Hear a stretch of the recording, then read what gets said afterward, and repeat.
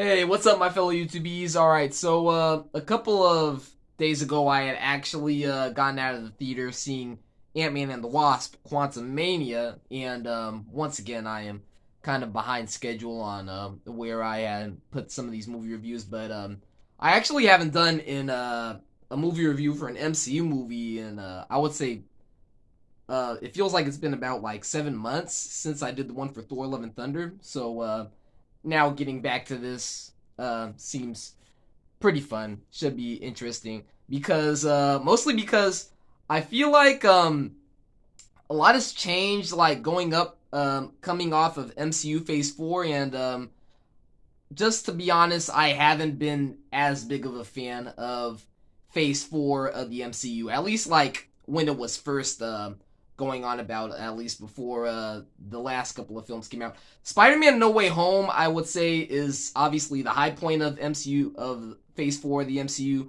but all the rest of the stuff that they got going on, and it kind of felt like a little bit all over the place in some movies that and TV shows that I don't think needed to exist. I feel like because they put out like 10 TV shows, there were a lot of things in that phase that didn't need to exist. Things like I Am Groot and She-Hulk and Miss Marvel. Some of the TV shows I also hadn't even finished. So Phase 4, it also seemed like it was a little bit too much going on. So at least now going into Phase 5, now that we at least got Kang and all that stuff being introduced, means that we're going into a lot more. I don't know, that the MCU is getting a little bit bigger, and that it's probably gonna get a whole lot more fun when all the multiverse stuff takes place and all that.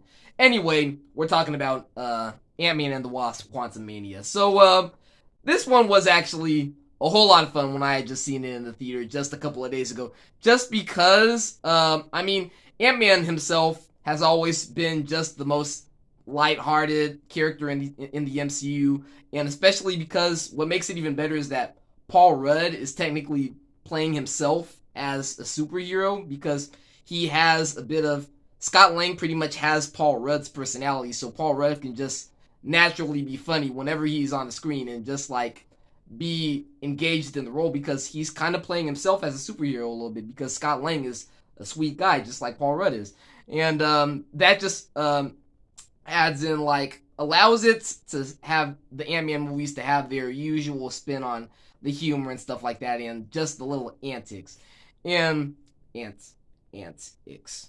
Get it? I just realized I kind of made a joke right there. And this movie, obviously, it was a whole lot more different than the first two Ant-Man movies, because it has a lot more higher. It's obviously got a lot more higher stakes than the first two movies did. Higher stakes than the first two movies, because the first two movies had these nice little fun mini adventures in the MCU. Because I mean, the first one was kind of like this heist movie with these guys trying to stop these guys from using a couple of these suits, stuff like that, out bringing these suits out into the world. The second movie was pretty much like kind of a MacGuffin kind of story, where everybody's trying to chase after this lab, but they didn't involve these big interdimensional threats, like the world being destroyed and anything like that. Oh, facing this intergalactic alien super and all these super CGI space, fighting these big space aliens and all that stuff like that. The first two Ant-Man movies didn't have any of that. They were just trying to be these fun little mini adventures. And here we got this movie that's introducing Kang the Conqueror, which is pretty much going to be our new Thanos for MCU Phase 5, which it's pretty interesting that they decided to start off Phase 5 with an Ant-Man movie. So putting all that likeness and together, that's what also makes this movie very unique. Just because it's an Ant-Man movie with Kang the Conqueror in it. So just a lot of, and even while it is introducing Kang and all that stuff, it still has some of the nice, fun little antics and stuff like that that the first two movies did. I kind of missed Michael Pena in this movie. I felt like there was because we didn't have some of those storytelling scenes and stuff like that, or even Michael Pena, even still being in the movie. I don't know. It felt like something was lost after that with from the first two movies. But I mean, I guess we don't need. If they had put Michael Pena in this, it probably would have like slow the movie down a little bit. I guess you didn't really need to. I guess they wouldn't really need to like add a bunch of try and like squeeze him into the movie. But still, I don't know. I kind of missed him in this movie.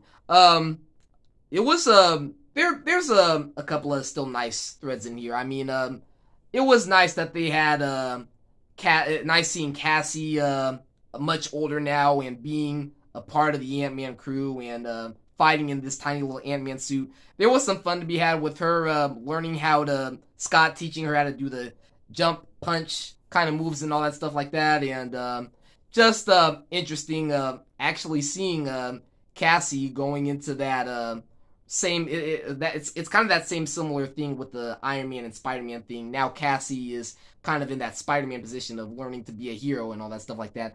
I really liked all that. And it was interesting even how they were able to do some of the world building inside of the quantum realm and seeing all the kind of stuff that Janet was encountering inside of the quantum realm, who she met inside of the quantum realm.